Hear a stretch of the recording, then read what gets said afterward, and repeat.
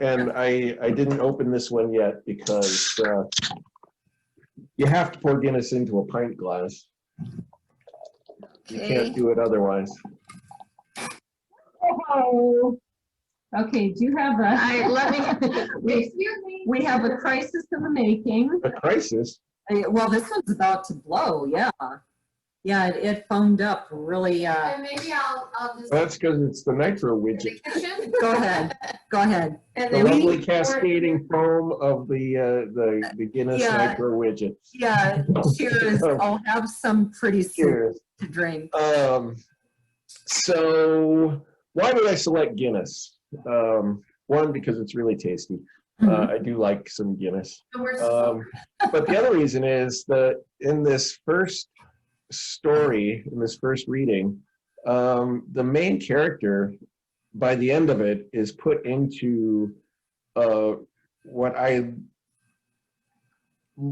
perceived as a really sort of dark and empty place emotionally.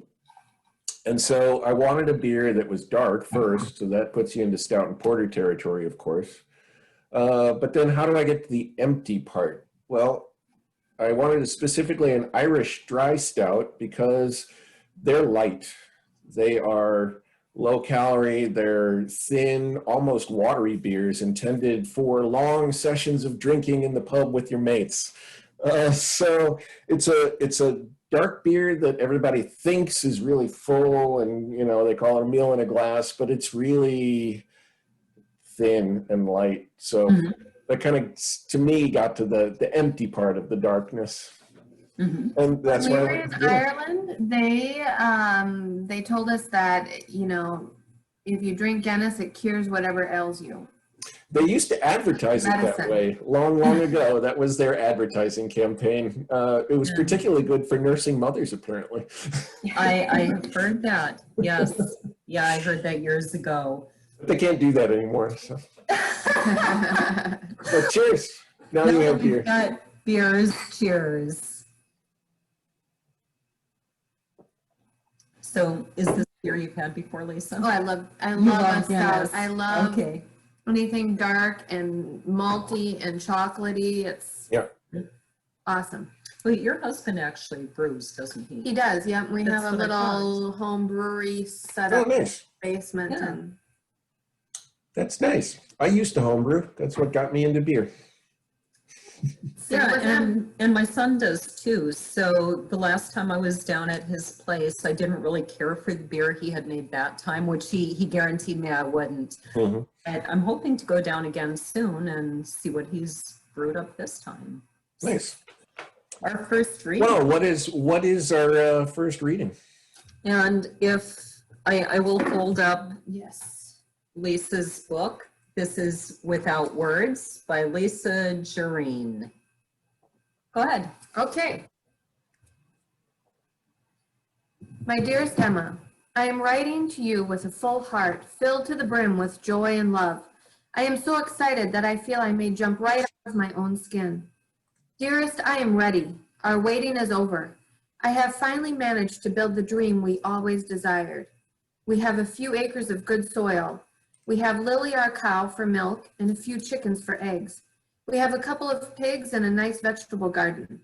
My crops are doing well, and God willing, the weather will hold again this year for a nice harvest. The house is modest, but well appointed.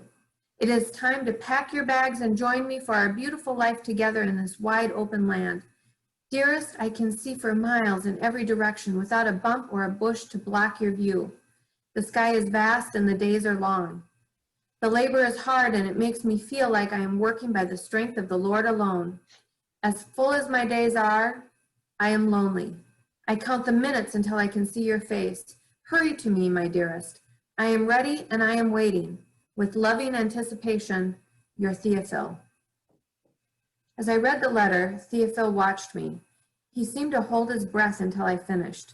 Then he asked, It'll do the trick, not? I smiled and nodded. Of course she would come immediately. Who wouldn't want to spend their days with him? After about a week, Theophil started making the trip to town every other day to check for the return mail. There was no way the letter could have arrived in Odessa in just a week, much less that he would get a return post that quickly. But I understood how anxious he was. Theophil wanted everything to be perfect for Emma's arrival. He swept the floor every morning and shook out the rugs every night. There wasn't a dish out of place or a weed to be found in the garden. I don't know where he found the time. He also had the biggest pile of wood in the whole township. Some of the men joked that he was working out his frustrations, and they would elbow each other and laugh. Theophil would smile and nod, but I could tell he didn't think it was one bit funny. Weeks turned into a month, and then 2 without a word.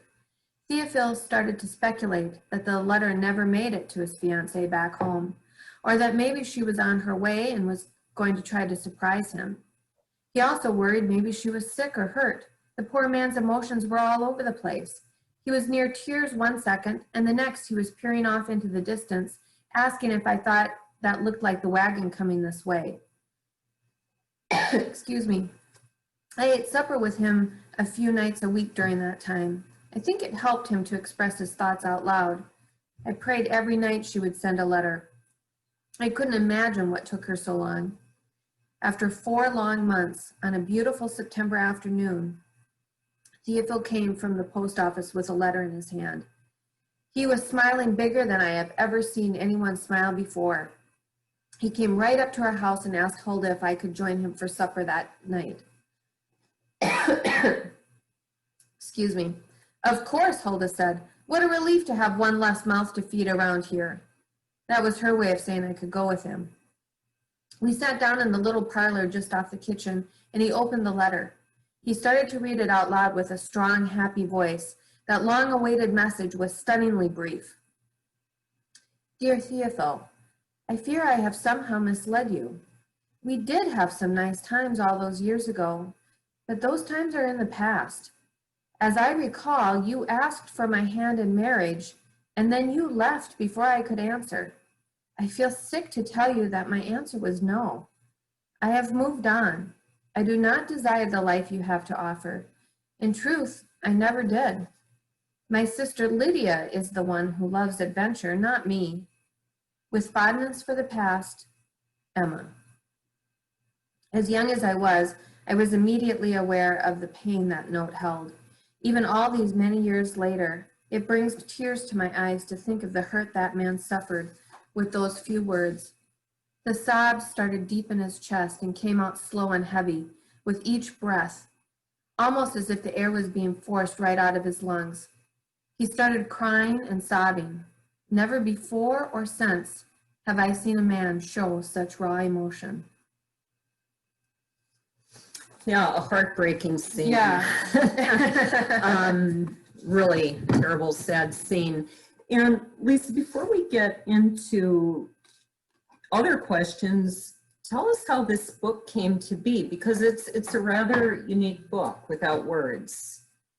Well, so as a young girl, just like I think almost everyone in the United States, my family has stories and legends and little tidbits that have been passed down from generation to generation.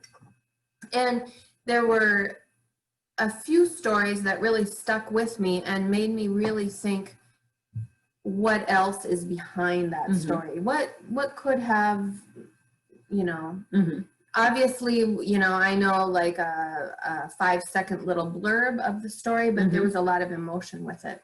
And this piece I read is an example of that.